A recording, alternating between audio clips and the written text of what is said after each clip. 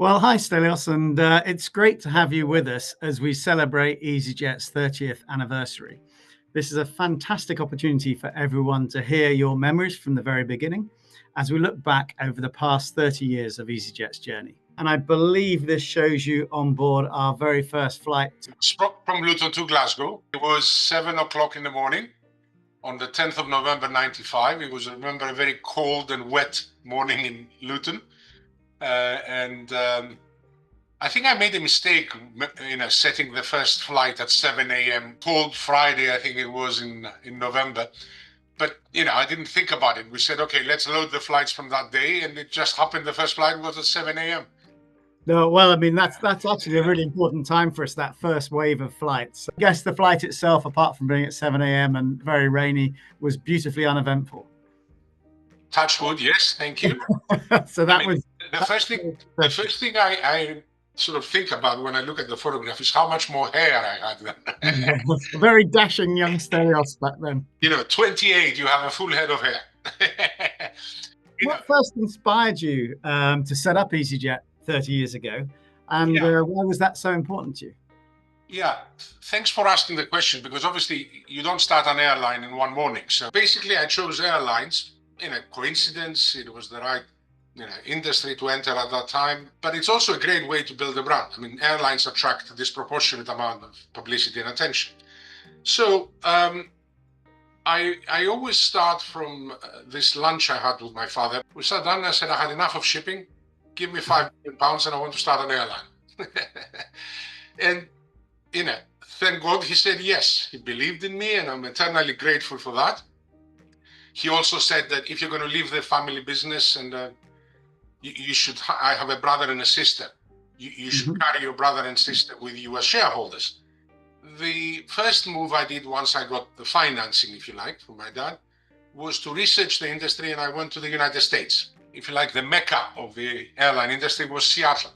The main thing I've learned from that visit that happened in the summer of '94 was that if you really want to make money in the airline business, you should start a low-cost airline. This is what the many want. One of the mottos of the Easy brand is for the many, not the few.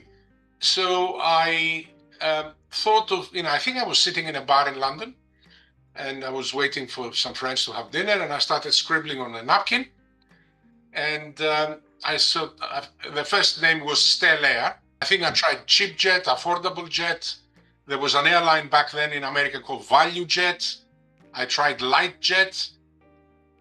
Like Coca-Cola Light, that sort of idea. But then the word easy came up.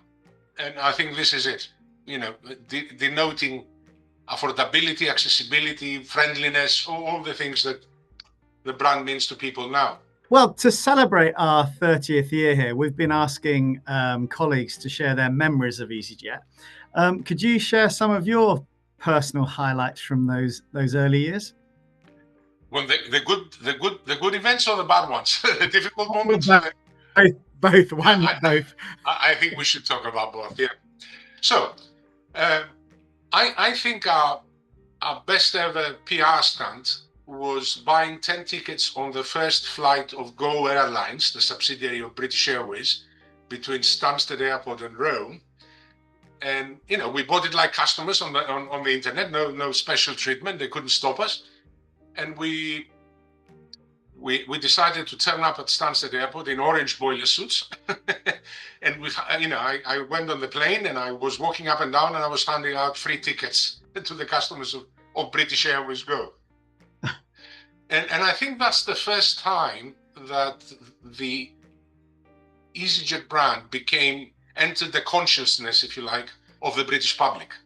Because it was a big thing to have the national flag carrier, British Airways, basically copy easyJet. And that's what I used to call them, copycats. The only thing you're doing is you're endorsing our business model. You're saying to everybody, it is safe. One of the early difficulties of easyJet was to convince people it was safe. Because, how can you pay for all of this at £29? And we had to explain, spend a lot of time explaining, you remove this, you remove that, you remove the free lunch, you remove the travel agent. But when British Airways was doing exactly the same thing, then I think it was the ultimate endorsement of the business model. And we hijacked the flight in inverted commas.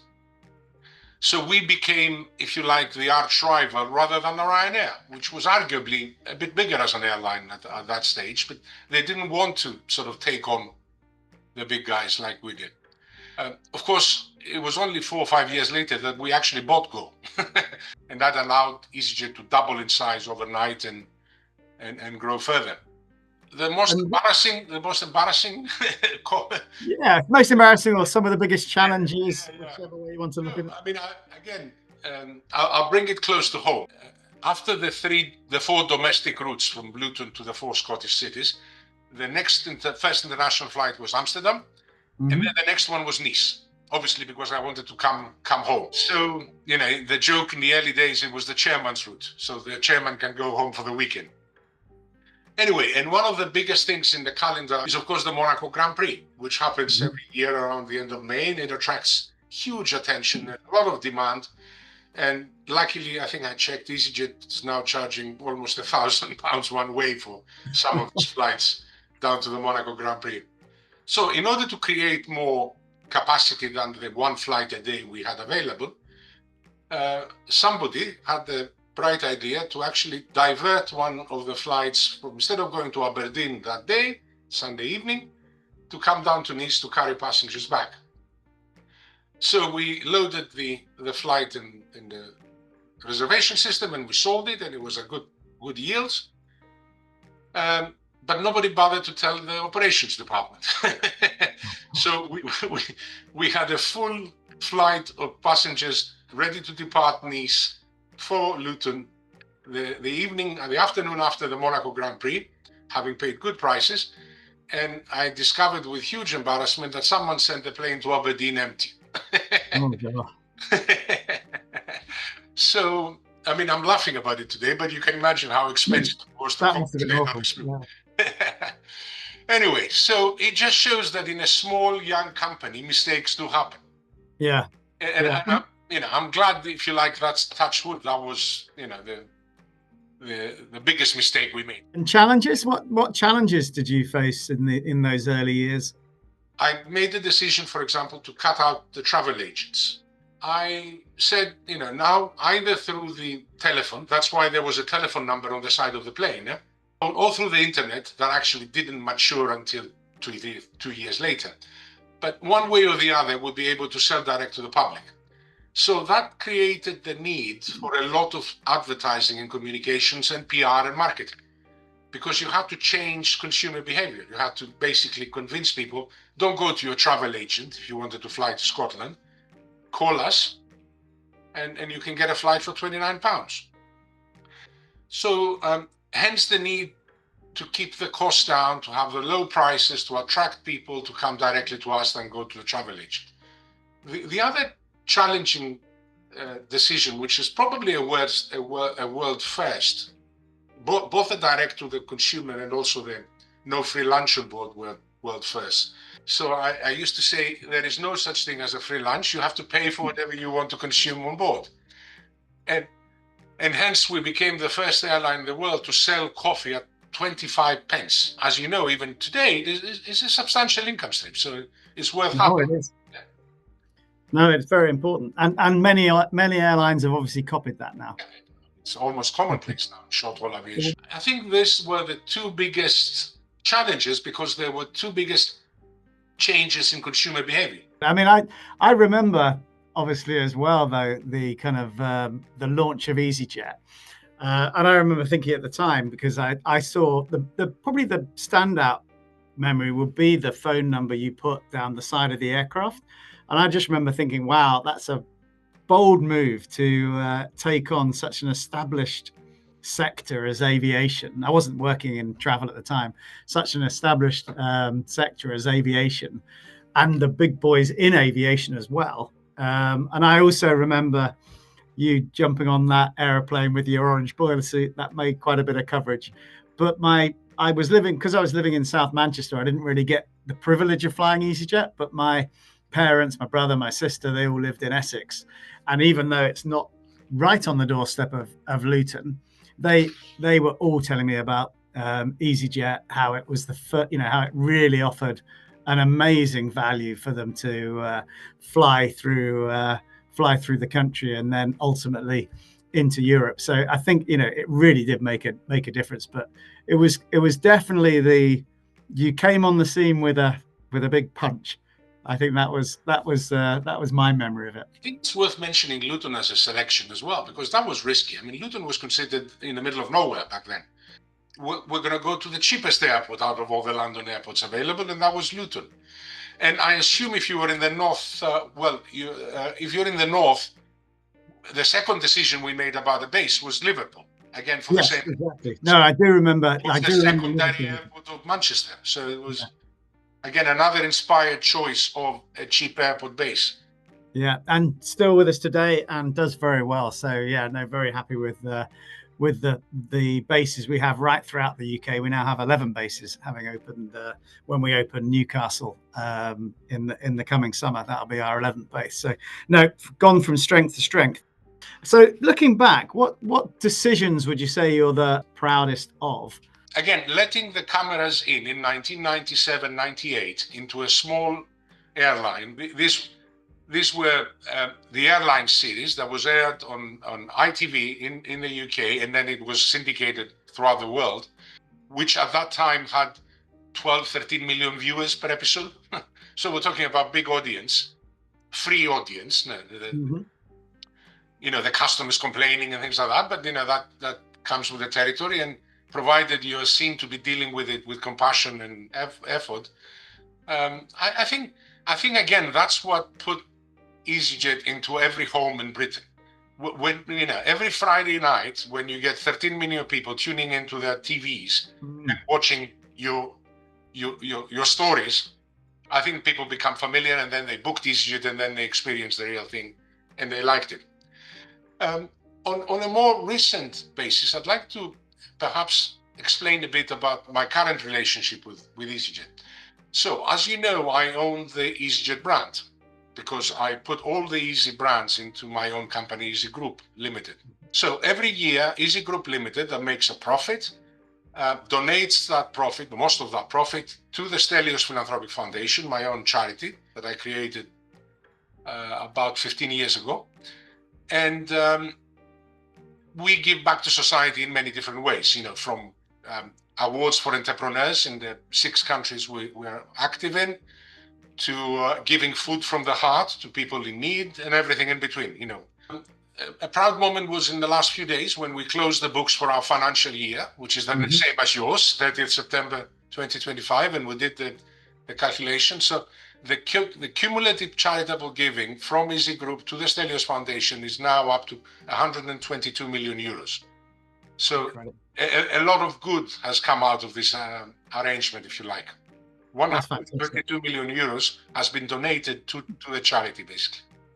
Well, that's excellent. What advice would you give to me and my leadership team as we carry on the vision of you set up? I think the key to continue to be competitive is to keep the cost down. You know, the airline was designed to be point-to-point low cost, and I think it should remain low cost. That's the most important thing. Absolutely. Looking back then, do you have a most memorable either customer story or employee story from the past 30 years? I think we should go back to the Airline series, because that way we can actually see it. Yeah. But I remember that story with the bride that booked to fly EasyJet and forgot her passport in the taxi to the airport. And of course, one of the stars of the Airline series, Jane Bolton, was filmed on national television, tracking down the taxi driver, finding the passport of the bride and giving it to the bride so she can happily go on the flight. So I think that shows what it means to go above and beyond. Was there a moment, by the way, when you knew the airline would be a success, would succeed?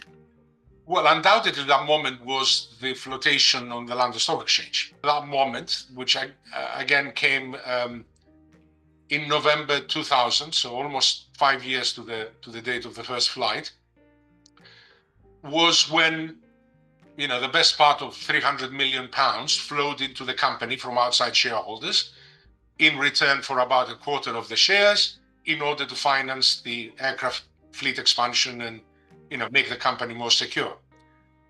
So when you reflect on how far we've come, what do you think is the real key to the success of the airline? I mean, it has to be its people. We're talking about a very large number of people that serve those, 100 million passengers a year, give or take? Yeah.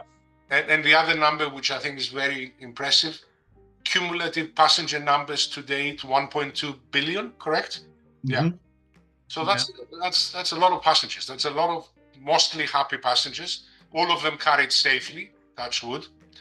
But, it's this thousands and thousands of staff that make it possible for these 100 million passengers a year to have a safe and convenient flight. And I think, the EasyJet approach versus the Ryanair approach, if I dare say that, is that we're low cost, but we're also, I think, nicer people. We're more caring to the customer. And I think we should keep that. EasyJet is characterized by its people and the warm welcome that we give in the sky, and now we've extended that to a warm welcome on the ground as well. I think that is the reputation, that is the brand of EasyJet, and I agree with you. It's completely our talented people that help keep the airline as popular as it is today. What do you enjoy most when you fly with us? Well, I had a recent flight out of Nice. The good experience started from the ground. The representatives at the gate, were very, very welcoming. And then on board, everything went as it should, and uneventful. Isn't that the best flight, the uneventful one? It took off on time. The service was good. Happy landing. Everything was good, and I was delighted to give. I gave a copy of the book to each of the crew. Keep it that way. Keep it uneventful and happy, and customers will keep coming back. If you were to launch EasyJet today, would you do anything differently? First of all, I wouldn't launch an airline today. Full stop. Any airline. I think the opportunity was in '95 when the legacy carriers were clearly serving their own market with their own cost base. So the opportunity to come in and undercut them substantially and offer something new, an acceptable point-to-point service at a nearly the price was halved. The cost base was half, the price was halved. Today, it's very difficult to find, sort of opportunities to create the same sort of difference in the marketplace. Probably a cheeky question, but how much you think it was luck versus hard work, or was good timing? Oh, I'd rather be lucky than clever anytime. No problem with luck. No problem. I'd rather be lucky. No, nothing wrong with luck. I mean, a lot of these early decisions were complete luck. I mean, the internet, for example. Yeah. I had no idea in '95 that the internet would take off in '98. And yet, it did, and I was there well positioned. And, sure enough, the telephone number was replaced by the domain. Exactly. So instead of 01582, it became easyjet.com on the side of it. You're absolutely right, which is perfect timing for low-cost airlines and the distribution model that we have going direct to the consumer. Well, thank you very much, by the way, for taking the time for this chat. It really is appreciated, and obviously we hope to see you on a flight soon. But do you have any final message for everyone here at EasyJet? Well, congratulations to all the staff and all the colleagues that make this happen. Well done. And thank you to the 1.2 billion customers who've flown with us. Wonderful. Well, thank you very much. Thank you. Bye-bye.